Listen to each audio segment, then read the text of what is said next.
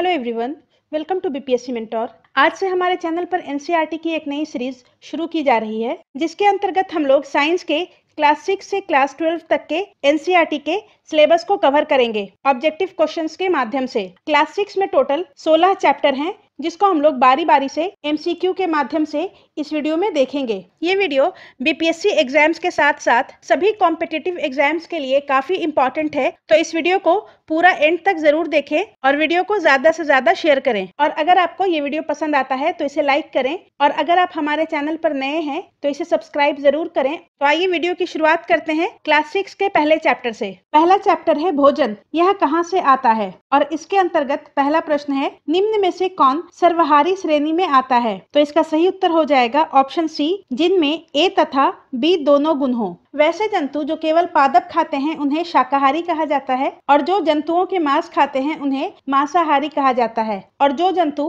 पादप और प्राणी दोनों को खाते हैं उन्हें सर्वाहारी कहा जाता है। नेक्स्ट है मधुमक्खियां फूलों से मकरंद एकत्र कर इसे भंडारित करती हैं, क्योंकि तो फूल और उनका मकरंद वर्ष में केवल कुछ समय ही उपलब्ध होता है। ऑप्शन ए इसका सही उत्तर हो जाएगा। और मधुमक्खियां फूलों के मकरंद को इसलिए एकत्र करती हैं ताकि उनका उपयोग पूरे वर्ष किया जा सके। नेक्स्ट है निम्न कथनों पर विचार कीजिए। पहला कथन है पौधे और जंतु भोजन के मुख्य स्रोत हैं। तो ये कथन सही है। सभी पौधे की जड़, तना, पुष्प और पत्तियों को खाया जाता है। तो ये कथन गलत है। सभी पौधों की तना, जड़, पुष्प और पत्तियों का प्रयोग खाने में नहीं किया जा सकता है। कुछ पौधों के 2 या 2 से अधिक भाग खाने योग्य होते हैं। तो ये कथन सही है। जैसे कि सरसों की बीज और उसके पत्तियों का प्रयोग खाने हेतु किया जाता है, और कौवा मांसाहारी जीव है। तो ये कथन गलत है। कौवा एक सर्वहारी जीव है। तो इसका सही उत्तर ऑप्शन डी हो जाएगा। 2 और 4। इस क्वेश्चन में कौन सा कथन सत्य नहीं है पूछ रहा है। नेक्स्ट है सूची 1 को सूची 2 से सम्मिलित कीजिए और सूचियों के नीचे दिए गए कूट का प्रयोग कर सही उत्तर का चयन कीजिए। शेर एवं बाघ दूसरे जंतु को खाते हैं। शाकाहारी पादप एवं पादप उत्पाद को खाते हैं। पालक और फूलगोभी सब्जियां हैं, और दूध, पनीर, घी और दही सभी जंतु उत्पाद हैं। तो इसका सही उत्तर ऑप्शन बी हो जाएगा। 3, 4, 1, 2। दूसरा चैप्टर है भोजन के घटक। निम्न में से कौन सा या से भोजन के पोषक तत्वों में सम्मिलित है। भोजन के मुख्य पोषक तत्वों में कार्बोहाइड्रेट, प्रोटीन, वसा, विटामिन तथा खनिज लवण सम्मिलित है। इसके अलावा भोजन में आहारी रेशे और जल भी होते हैं, परंतु आहारी रेशे हमारे शरीर को कोई भी पोषक प्रदान नहीं करता है। तो इसका सही उत्तर ऑप्शन बी हो जाएगा। केवल 1 और 2, खनिज लवण और विटामिन। नेक्स्ट है भोजन के विभिन्न पोषक तत्वों के संदर्भ में निम्नलिखित कथनों पर विचार कीजिए। कार्बोहाइड्रेट तथा वसा हमारे शरीर को मुख्य रूप से ऊर्जा प्रदान करते हैं। ये कथन सही है। प्रोटीन तथा खनिज लवण हमारे शरीर की वृद्धि तथा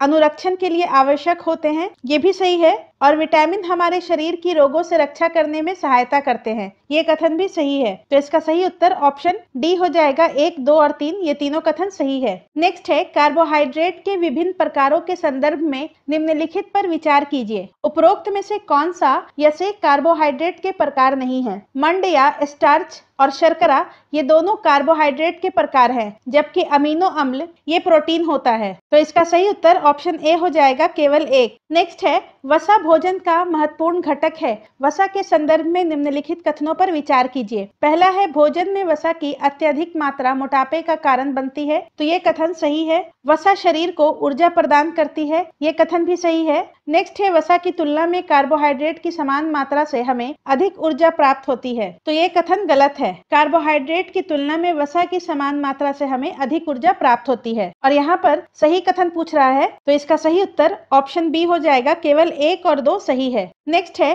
पोषक तत्वों के अलावा जल भी भोजन का हिस्सा होता है। इस रूप में जल के संदर्भ में निम्नलिखित कथनों पर विचार कीजिए। पहला है कुछ सीमा तक शरीर के लिए आवश्यक जल की पूर्ति खाद्य पदार्थों में उपस्थित जल से हो जाती है। ये कथन सही है। और दूसरा है जल भोजन में उपस्थित पोषकों को अवशोषित करने और मूत्र तथा पसीने के रूप में अपशिष्ट पदार्थों को शरीर से बाहर निकालने में सहायता करता है। तो ये कथन भी सही है। तो इसका सही उत्तर ऑप्शन सी हो जाएगा। 1 और 2 दोनों कथन सही है। नेक्स्ट है सूची 1 को सूची 2 से सम्मिलित कीजिए और सूचियों के नीचे दिए गए कूट का प्रयोग कर सही उत्तर चुनिए। एक तरफ विटामिन है और दूसरा अभावजन्य रोग है, मतलब कि विटामिन के कमी से जो बीमारी होती है। तो विटामिन ए की कमी से दृष्टिहीनता होती है, विटामिन B1 की कमी से बेरी होता है, विटामिन सी की कमी से स्कर्वी और विटामिन डी की कमी से रिकेट्स होता है। तो इसका सही उत्तर ऑप्शन ए हो जाएगा 3, 1, 4, 2। और दृष्टिहीनता का मतलब होता है रतौंधी। नेक्स्ट है, निम्नलिखित में से कौन सा कथन असत्य है?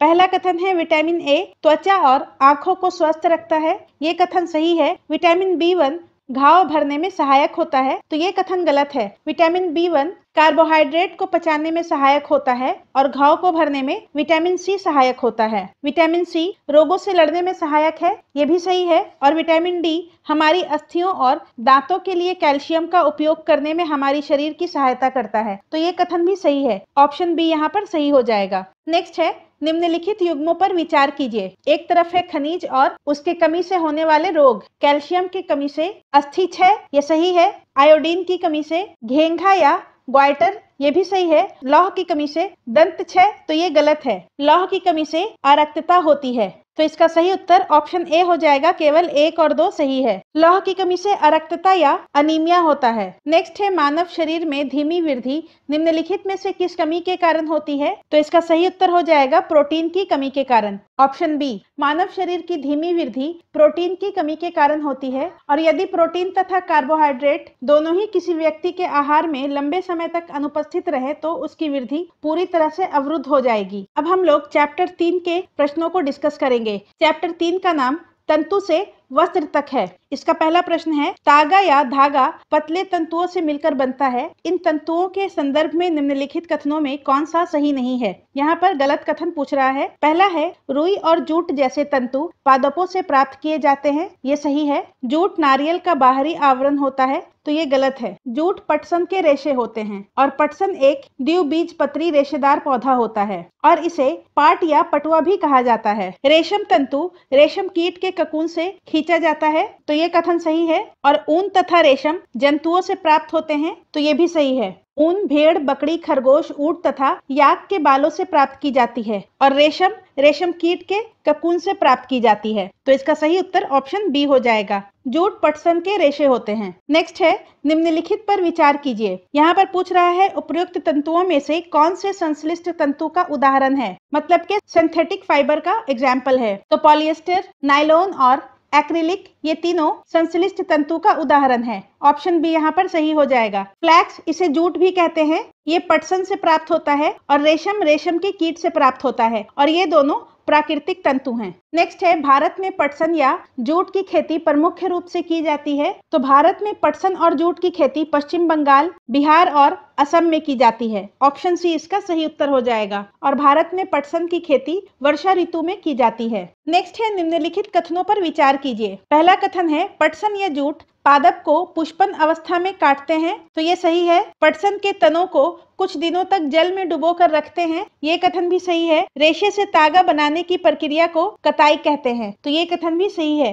और यहाँ पर सही कथन पूछ रहा है, तो ऑप्शन डी इसका सही उत्तर हो जाएगा। 1, 2 और 3 ये तीनों सही है। पटसन को जल में डुबाकर रखने से पटसन तंतुओं को पृथक करना आसान हो जाता है। चैप्टर 4, वस्तुओं के समूह बनाना। चैप्टर 4 का पहला प्रश्न है, निम्नलिखित पर विचार कीजिए। यहाँ पर पूछ रहा है, उपरोक्त में से कौन सा जल में विलय है? तो जल में विलय का मतलब होता है वैसे पदार्थ जो जल में पूरी तरह से घुल जाते हैं। तो यहाँ पर ऑक्सीजन, सिरका और नींबू का रस, ये तीनों जल में पूर्णतः विलय है, तो ऑप्शन सी इसका सही उत्तर हो जाएगा। जबकि मिट्टी का तेल जल में अविलय है। नेक्स्ट है, निम्नलिखित पर विचार कीजिए। उपरोक्त में से कौन सा पदार्थ पारभासी या ट्रांसलूसेंट है? देखिए, वैसे पदार्थ जिससे आर पार स्पष्टता देखा जाता है उसे पारदर्शी या ट्रांसपेरेंट कहते हैं और जिनके आर पार नहीं देखा जाता है उन्हें अपारदर्शी या ओपेक कहा जाता है। और ऐसे पदार्थ जिनके आर पार देखा तो जा सकता है परंतु साफ साफ नहीं देखा जा सकता है उन्हें पारभासी या ट्रांसलूसेंट कहा जाता है। और इसका उदाहरण है तेल लगा कागज। और यहाँ पर पूछ रहा है, कौन सा पदार्थ ट्रांसलूसेंट है? तो दिए गए ऑप्शंस में तेल लगा कागज ट्रांसलूसेंट है।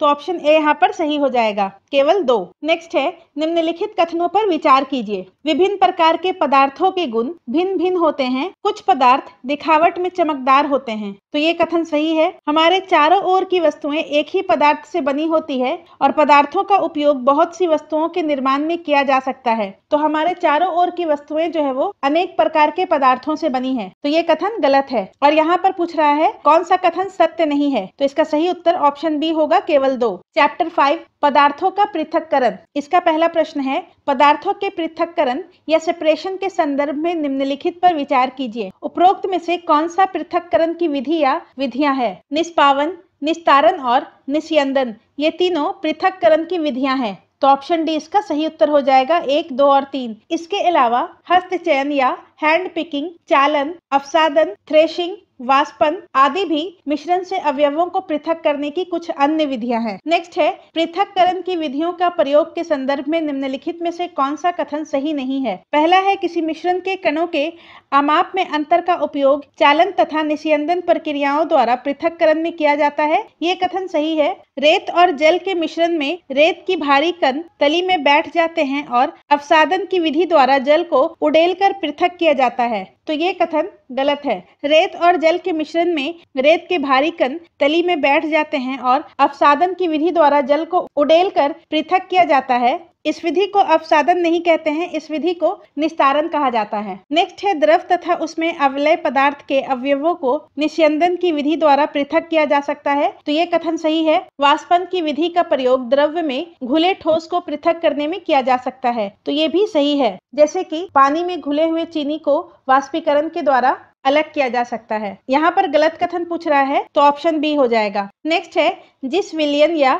सॉल्यूशन में कोई पदार्थ एक सीमा के बाद और अधिक ना घोला जा सके, ऐसे विलयन निम्नलिखित में से क्या कहलाता है? तो इसका सही उत्तर हो जाएगा संतृप्त विलयन या सैचुरेटेड सॉल्यूशन। नेक्स्ट है, किसी पदार्थ के विलयन को गर्म करने से उसकी विलेयता पर निम्नलिखित में से क्या प्रभाव पड़ता है? तो उसका विलेयता बढ़ जाता है। ऑप्शन ए इसका सही उत्तर हो जाएगा। चैप्टर 6 हमारे चारों ओर के परिवर्तन। पहला प्रश्न है, औजारों में लोहे के फलक में बने वलय में लकड़ी का हत्था लगाने के लिए फलक के वलय वाले हिस्से को गर्म किया जाता है। गर्म करने पर वलय में निम्नलिखित में से क्या परिवर्तन होता है? तो इसका सही उत्तर हो जाएगा, उसका आकार बड़ा हो जाता है। औजारों में लोहे के फलक में एक वलय होता है जिसमें लकड़ी के हत्थे को फंसा दिया जाता है और साधारणतः इस वलय का अमाप लकड़ी के हत्थे के घेरे से थोड़ा छोटा होता है। लकड़ी के हत्थे को फंसाने के लिए वलय को गर्म किया जाता है जिससे उसका आकार बड़ा हो जाता है या फैल जाता है। नेक्स्ट है, निम्नलिखित पर विचार कीजिए। उपरोक्त में से कौन से परिवर्तन उत्क्रमित या रिवर्स्ड किए जा सकते हैं? तो कागज का जलना रिवर्स्ड प्रोसेस नहीं है। कागज जलने के बाद दोबारा से कागज नहीं बनाया जा सकता है। दूध का दही बनना ये भी रिवर्स्ड नहीं है। नमक का पानी में घुलना ये सही है, इसको रिवर्स किया जा सकता है वाष्पन की विधि के द्वारा।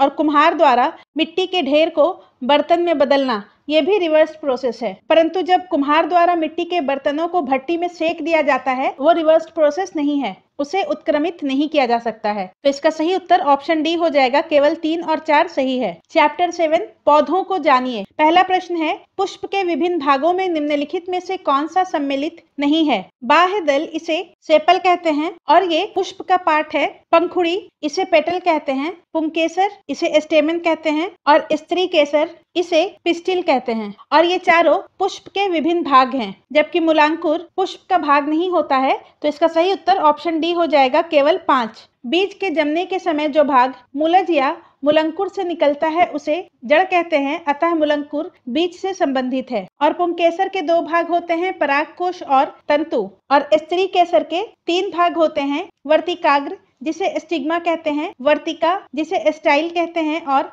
अंडाशय जिसे ओवरी कहते हैं। नेक्स्ट है, पत्तियों के संदर्भ में निम्नलिखित में से कौन सा कथन सही नहीं है? पत्तियों में शिराओं का प्रतिरूप शिरा विन्यास कहलाता है। यह जालिका रूपी अथवा समानांतर हो सकता है। तो ये सही है। पत्ती में पर्णवृंत और फलक होते हैं, तो ये कथन भी सही है। और पर्णवृंत को पेटियोल कहा जाता है। नेक्स्ट है पत्तियां सूर्य के प्रकाश की उपस्थिति में ही मंड संश्लेषित करती है, तो ये कथन भी सही है। पत्तियां सूर्य के प्रकाश में ही फोटोसिंथेसिस की प्रक्रिया के द्वारा मंड संश्लेषित करती हैं। पत्तियां वायुमंडल में उपस्थित जलवाष्प का कुछ हिस्सा भोजन बनाने की प्रक्रिया में ग्रहण करती हैं, तो ये गलत है। पत्तियां वायुमंडल से जलवाष्प ग्रहण नहीं करती हैं, बल्कि वाष्पोत्सर्जन की क्रिया द्वारा बड़ी मात्रा में जलवाष्प को वायुमंडल में निष्कासित करती हैं, तो इसका सही उत्तर ऑप्शन डी हो जाएगा। नेक्स्ट है तने दो तरफा मार्ग का कार्य करते हैं। तने के कार्य के संदर्भ में निम्नलिखित कथनों पर विचार कीजिए। पहला है तना जल एवं खनिज को पतली नलिकाओं द्वारा पत्तियों तथा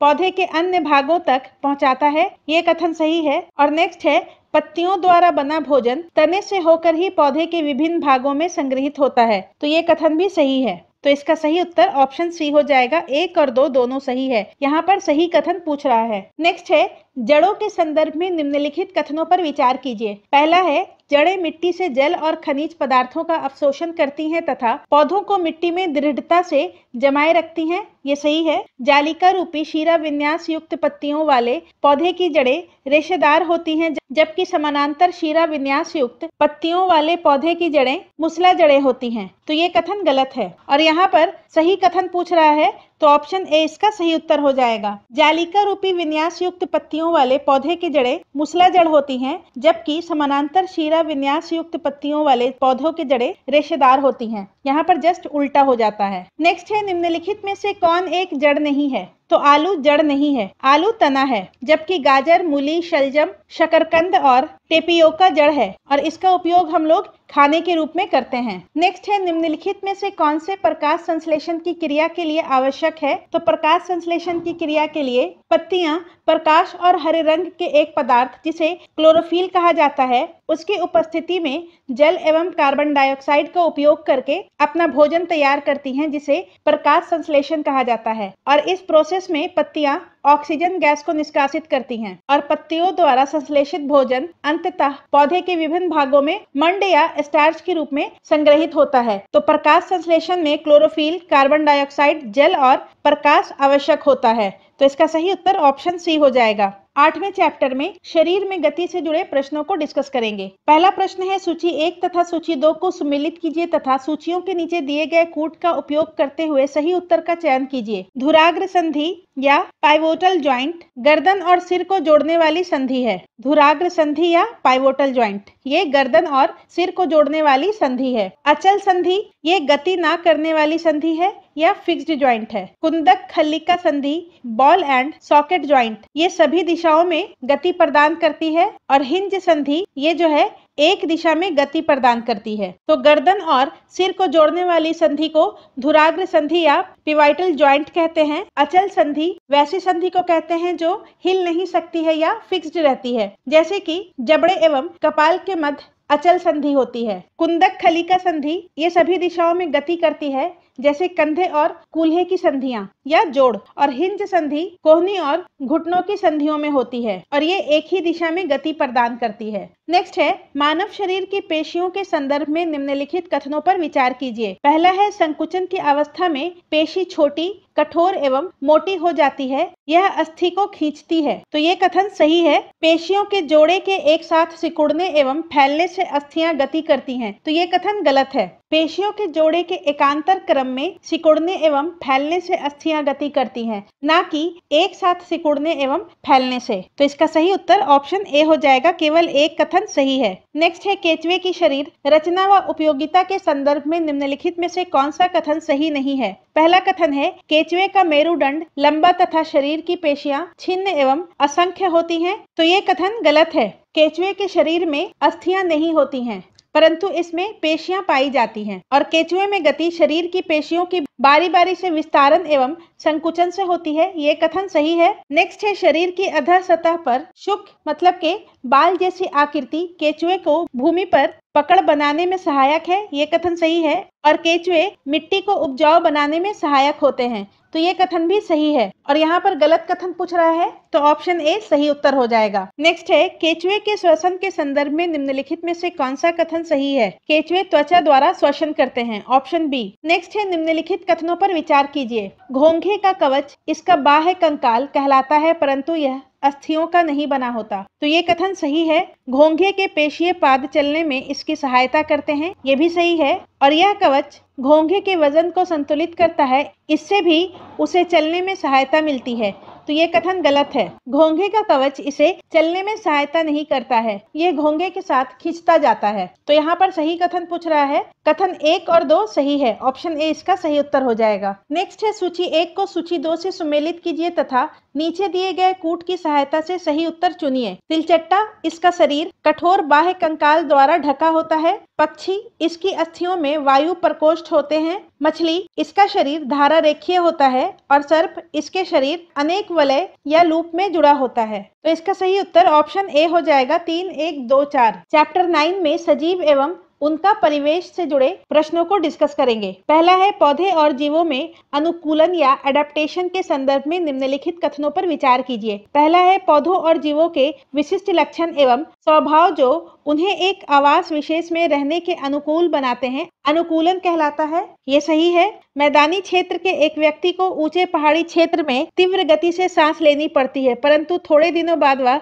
सहज हो जाता है। यह अनुकूलन का सटीक उदाहरण है। तो ये गलत है। मैदानी क्षेत्र के व्यक्ति को पहाड़ी क्षेत्र में जाने पर सहज होने में कुछ दिन लगते हैं और ये परिवर्तन अल्प अवधि से संबंधित है, जिसे पर्यानुकूलन कहा जाता है या अक्लाइमेटाइजेशन। परंतु अनुकूलन अल्पकाल में नहीं होता है। अनुकूलन हजारों वर्षों के परिवर्तन से संबंधित है। और यहाँ पर सही कथन पूछ रहा है तो ऑप्शन ए इसका सही उत्तर हो जाएगा। नेक्स्ट है, किसी सजीव का परिवेश जिसमें वह रहता है आवास कहलाता है और आवासों में विभिन्न घटक उपस्थित होते हैं। इन घटकों के संदर्भ में निम्नलिखित कथनों में से कौन सा या से कथन सही है? पहला है, किसी आवास में पाए जाने वाले सभी जीव, पौधे एवं जंतु उसके जैव घटक हैं। ये सही है। चट्टान, मिट्टी, वायु एवं जल जैसे अनेक निर्जीव वस्तुएं आवास के अजैव घटक हैं। तो ये भी सही है। सूर्य का प्रकाश एवं ऊष्मा जैसे ऊर्जा घटक इन दोनों घटकों में से किसी में सम्मिलित नहीं है। तो ये गलत है। सूर्य का प्रकाश एवं ऊष्मा भी परिवेश या आवास के अजैव घटक में शामिल है। तो इसका सही उत्तर ऑप्शन ए हो जाएगा। केवल 1 और 2 सही है। नेक्स्ट है, ऊंट मरुस्थलीय परिस्थितियों के लिए अनुकूलित होता है। उसके अनुकूलन के संदर्भ में निम्नलिखित कथनों पर विचार कीजिए। पहला है, उसके पैर लंबे होते हैं जिससे उसका शरीर रेत की गर्मी से दूर रहता है। तो ये कथन सही है। उसमें मूत्रोत्सर्जन की मात्रा बहुत कम होती है तथा मल शुष्क होता है। ये भी सही है। और उसको पसीना नहीं आता है। ये कथन भी सही है। तो इसका सही उत्तर ऑप्शन डी हो जाएगा। 1, 2 और 3। और इन तीनों विशेषताओं के कारण ऊंट के शरीर से जल का ह्रास बहुत कम होता है, इसलिए वो जल के बिना भी कई दिनों तक रह सकता है। नेक्स्ट है, निम्नलिखित पर विचार कीजिए। मछली, स्क्विड और ऑक्टोपस उपरोक्त में से किसका या किनका शरीर धारा रेखीय नहीं होता है? तो मछली का शरीर धारा रेखीय होता है, जिस कारण मछली को पानी में गति मिलती है। परंतु स्क्विड और ऑक्टोपस का शरीर धारा रेखीय नहीं होता है। जब ये समुद्री जीव जल में चलते हैं तो अपने शरीर को धारा रेखीय बना लेते हैं। तो इसका सही उत्तर हो जाएगा ऑप्शन सी, केवल 2 और 3। नेक्स्ट है, निम्नलिखित पर विचार कीजिए। ऑक्टोपस, व्हेल, डॉल्फिन उपरोक्त में से किसमें या किनमें श्वसन के लिए गिल्स नहीं होते हैं? तो व्हेल और डॉल्फिन में गिल्स नहीं होते हैं, जबकि ऑक्टोपस में गिल्स पाया जाता है। तो इसका सही उत्तर ऑप्शन सी हो जाएगा। केवल 2 और 3। व्हेल और डॉल्फिन्स में गिल्स नहीं होता है। इनके सिर पर एक वात छिद्र होता है जिसके द्वारा वो सांस लेते हैं और ये जीव लंबे समय तक बिना सांस लिए जल में रह सकते हैं। नेक्स्ट है, नागफनी के पौधे में प्रकाश संश्लेषण निम्नलिखित में से किस भाग में होता है? तो तने में होता है। नागफनी के पौधे में प्रकाश संश्लेषण तने में होता है। और नागफनी एक मरुस्थलीय पौधा है और मरुस्थलीय पौधों में पत्तियां अनुपस्थित या बहुत छोटी होती हैं। नेक्स्ट है, पौधों की पत्तियां श्वसन की प्रक्रिया में वायु को अंदर लेती हैं। इस प्रक्रिया के अगले चरण में पत्तियां निम्नलिखित में से क्या करती हैं? तो इसका सही उत्तर हो जाएगा ऑक्सीजन का उपयोग करती हैं तथा कार्बन डाइऑक्साइड वायु में निष्कासित करती हैं, ऑप्शन बी। पौधों की श्वसन क्रिया में गैसों का आदान प्रदान मुख्यतः इनकी पत्तियों द्वारा होता है और पत्तियां स्टोमेटा के द्वारा वायु को अंदर लेती हैं तथा ऑक्सीजन का उपयोग करती हैं और वो कार्बन डाइऑक्साइड को निष्कासन करती हैं, जबकि प्रकाश संश्लेषण में पौधे प्रकाश की उपस्थिति में वायु से कार्बन डाइऑक्साइड का उपयोग करके भोजन बनाती हैं तथा ऑक्सीजन को निष्कासित करती हैं। और पौधे केवल दिन में भोजन बनाती हैं, जबकि श्वसन की क्रिया दिन और रात दोनों समय होती है। नेक्स्ट है, निम्नलिखित में से किसमें या किन में श्वसन प्रक्रिया संपन्न होती है? नीचे दिए गए कूट से सही उत्तर चुनिए। तो श्वसन की प्रक्रिया पौधे, जीव और बीज इन तीनों में संपन्न होती है, तो ऑप्शन डी इसका सही उत्तर हो जाएगा। पौधों और जीवों के समान बीजों में भी श्वसन होता है। जैसे कि गेहूं की बोरी में कुछ गर्मी उत्पन्न होती है और यह गर्मी बीजों के श्वसन के कारण होती है। नेक्स्ट है, निम्नलिखित पर विचार कीजिए। उत्सर्जन, उद्दीपन के प्रति अनुक्रिया और प्रजनन। उपरोक्त में से कौन से सजीवों, जंतु और पौधे दोनों के लक्षण में सम्मिलित है? तो इसका सही उत्तर ऑप्शन डी हो जाएगा, 1, 2 और 3। बाह्य वातावरण में होने वाले कुछ परिवर्तन जैसे कि कांटा चुभना, तेज प्रकाश, प्रिय व्यंजन इत्यादि को उद्दीपन कहते हैं और सभी सजीव उद्दीपन के प्रति अनुक्रिया देते हैं। और इसका उदाहरण है छुई मुई का पौधा, जिसे छूने से अचानक उसकी पत्तियां मुरझा जाती हैं। और प्रजनन की क्रिया पौधे और जंतु दोनों में होता है, परंतु दोनों के तरीके अलग अलग हैं। अब हम लोग चैप्टर 10 के अंतर्गत गति एवं दूरियों का मापन, इससे जुड़े हुए प्रश्नों को डिस्कस करेंगे। निम्नलिखित में से लंबाई का एसआई मात्रक कौन सा है? तो लंबाई का एसआई मात्रक मीटर है, ऑप्शन ए, और इसे स्मॉल एम से डिनोट किया जाता है। नेक्स्ट है, निम्नलिखित युग्मों पर विचार कीजिए। वाहन, सरल रेखीय गति या रेक्टिलिनियर मोशन, ये सही है। पंखा, आवर्ती गति, तो ये गलत है। पंखा सर्कुलर मोशन या वर्तुल गति करता है और झूला आवर्ती गति या पीरियोडिक मोशन करता है, तो इसका सही उत्तर ऑप्शन ए हो जाएगा, केवल 1। देखिए, सरल रेखीय गति उस गति को कहा जाता है जिसमें कोई वस्तु सरल रेखा की अनुदिश गति करता है। सर्कुलर मोशन या वर्तुल गति उसे कहते हैं जब कोई वस्तु इस प्रकार की गति करता है कि उस वस्तु की किसी नियत बिंदु से दूरी समान रहती है, तो उस प्रकार की गति को सर्कुलर मोशन या वर्तुल गति कहते हैं। और इसका उदाहरण है पंखा, घड़ी, सुई, कुम्हार की चाक आदि। और ऐसा गति जो एक निश्चित समय अंतराल के पश्चात अपनी गति को पुनः दोहराता है, उसे आवर्ती गति या पीरियोडिक मोशन कहते हैं, जैसे कि झूला, घड़ी का पेंडुलम आदि। नेक्स्ट है, निम्नलिखित कथनों पर विचार कीजिए। 1790 में फ्रांसीसियों ने मापन की एक मानक प्रणाली की रचना की जिसे मीटरी पद्धति कहते हैं, तो ये सही है। और 1 मीटर को 100 बराबर भागों में विभाजित किया जाता है जिसे सेंटीमीटर कहते हैं, तो ये भी सही है। और 1 सेंटीमीटर में 20 मिलीमीटर होते हैं, तो ये कथन गलत है। 1 सेंटीमीटर में 10 मिलीमीटर होते हैं, तो इसका सही उत्तर ऑप्शन सी हो जाएगा। यहाँ पर असत्य कथन पूछ रहा है। नेक्स्ट है चैप्टर 11, प्रकाश की छायाएं एवं परावर्तन। निम्नलिखित पर विचार कीजिए। दर्पण में प्रतिबिंब बनने के लिए उपरोक्त में से कौन सी घटना या घटनाएं आवश्यक हैं? दर्पण में प्रतिबिंब बनने के लिए प्रकाश का परावर्तन आवश्यक है, प्रकाश का अपवर्तन और विवर्तन नहीं, तो इसका सही उत्तर ऑप्शन बी हो जाएगा, केवल 2। दर्पण में प्रतिबिंब प्रकाश के परावर्तन के कारण बनता है। नेक्स्ट है,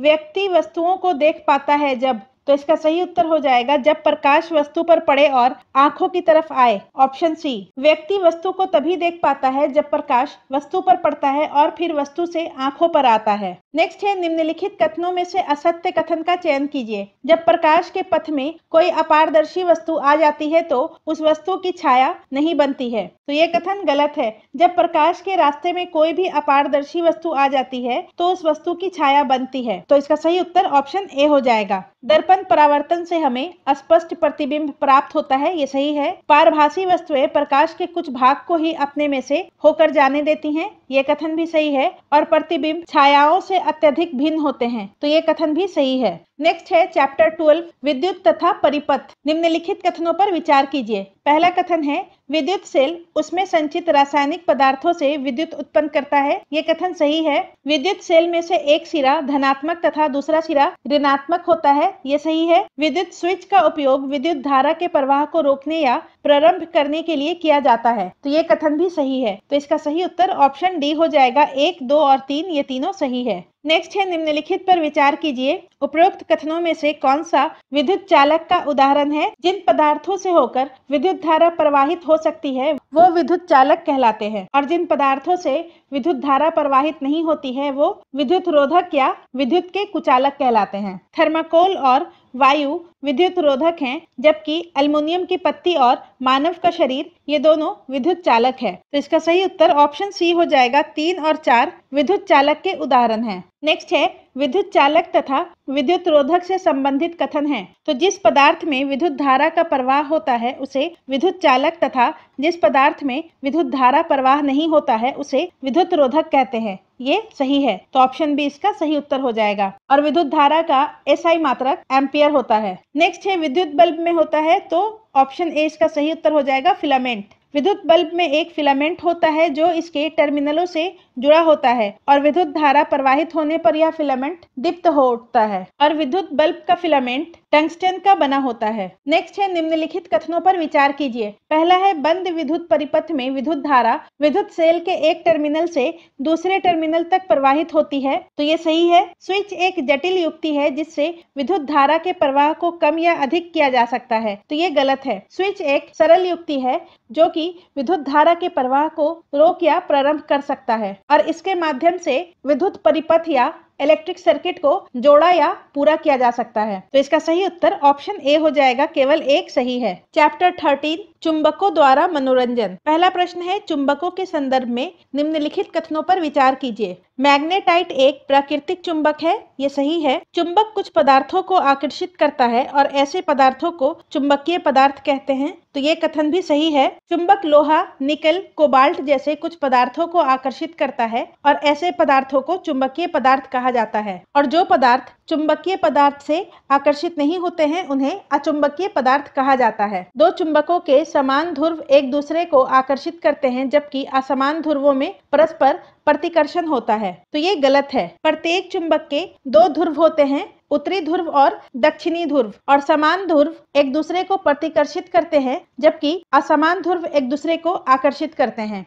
तो इसका सही उत्तर हो जाएगा केवल 1 और 2 सही है, कथन 3 गलत है। नेक्स्ट है सूची 1 को सूची 2 से सुमेलित कीजिए और सूचियों के नीचे दिए गए कूट का प्रयोग कर सही उत्तर चयन कीजिए। चुंबकीय कोबाल्ट, मैग्नस, यूनान, मैग्नेटाइट, प्राकृतिक चुंबक और अचुंबकीय मिट्टी। मैग्नस प्राचीन यूनान का एक गड़ेड़िया था जिसके द्वारा प्राकृतिक चुंबक की खोज की गई थी, इसीलिए मैग्नस के नाम पर ही प्राकृतिक चुंबक का नाम मैग्नेटाइट रखा गया। तो यहाँ पर सही मिलान पूछ रहा है, तो ऑप्शन ए इसका सही उत्तर हो जाएगा 2, 4, 3, 1। नेक्स्ट है निम्नलिखित कथनों पर विचार कीजिए। पहला कथन है प्रत्येक चुंबक के उत्तरी तथा दक्षिणी 2 ध्रुव होते हैं, ये सही है। चुंबक को गर्म करने, चोट करने तथा ऊंचाई से गिराने पर चुंबक अपना गुण खो देता है, तो ये कथन भी सही है। और स्वतंत्रता पूर्वक लटकाने पर चुंबक सदैव उत्तर दक्षिण दिशा में आकर रुकता है, तो ये कथन भी सही है। और कृत्रिम चुंबक एक ही आकार के बनाए जाते हैं, तो ये गलत है। कृत्रिम चुंबक को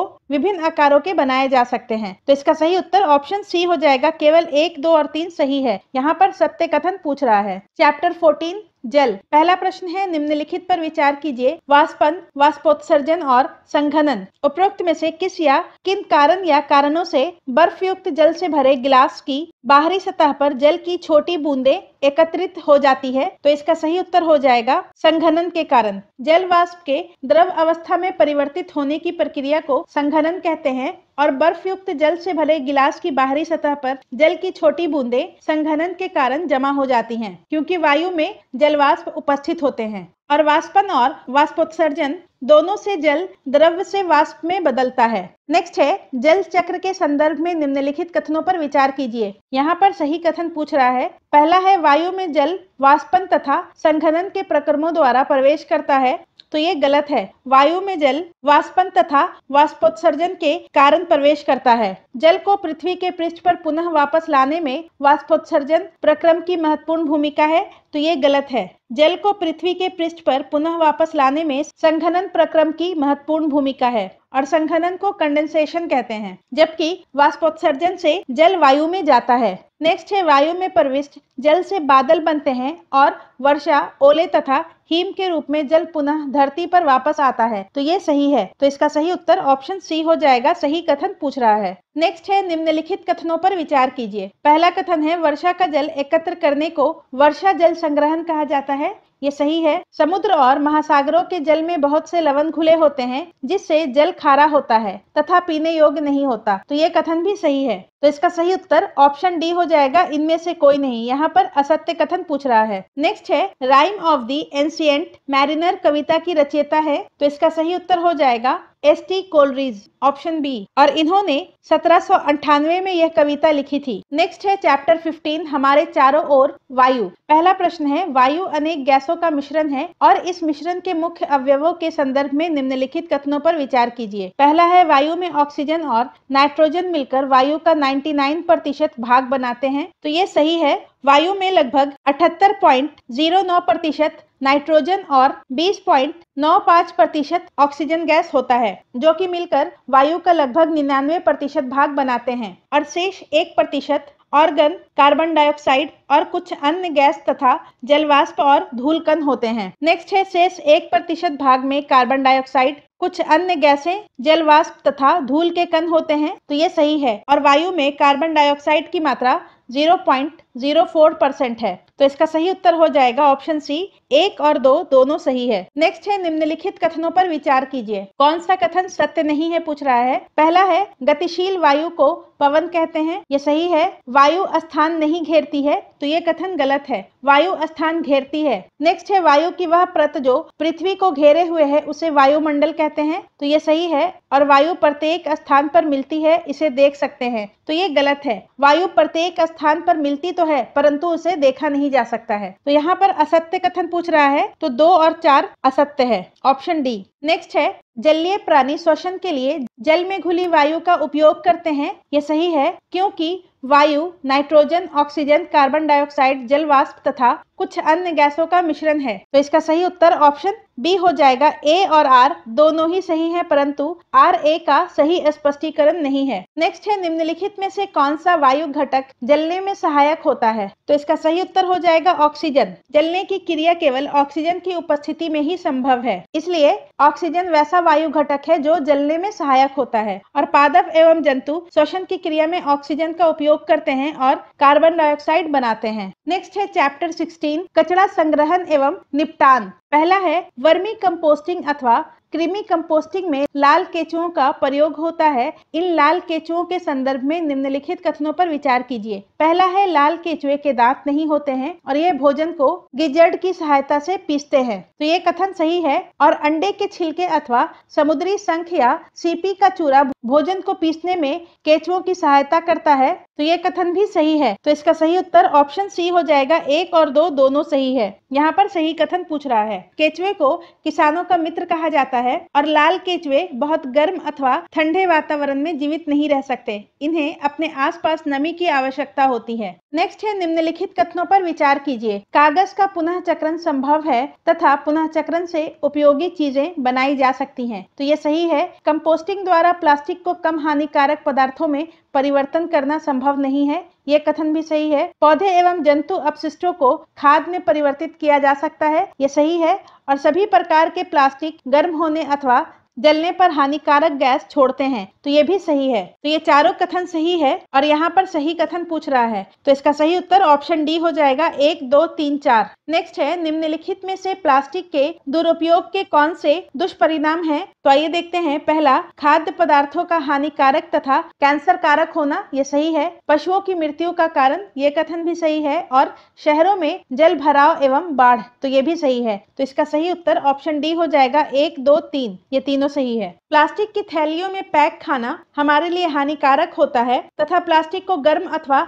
जलाने से हानिकारक गैस निकलते हैं, जो कि हमारे स्वास्थ्य के लिए बहुत हानिकारक होता है, जिससे मानव को कैंसर भी हो सकता है। कई बार प्लास्टिक की थैलियों में पैक कूड़े जानवर भोजन की लालच में खा लेते हैं, जिससे उनकी मृत्यु तक हो जाती है। और प्लास्टिक की थैलियों से शहर के नाले व सीवर बंद हो जाते हैं, जो कि शहरों में बाढ़ एवं जल भराव का कारण है, तो इसका सही उत्तर ऑप्शन डी हो जाएगा। तो आज की वीडियो में बस इतना ही। अगले वीडियो में हम लोग क्लास 7 के विज्ञान के प्रश्नों को डिस्कस करेंगे। धन्यवाद।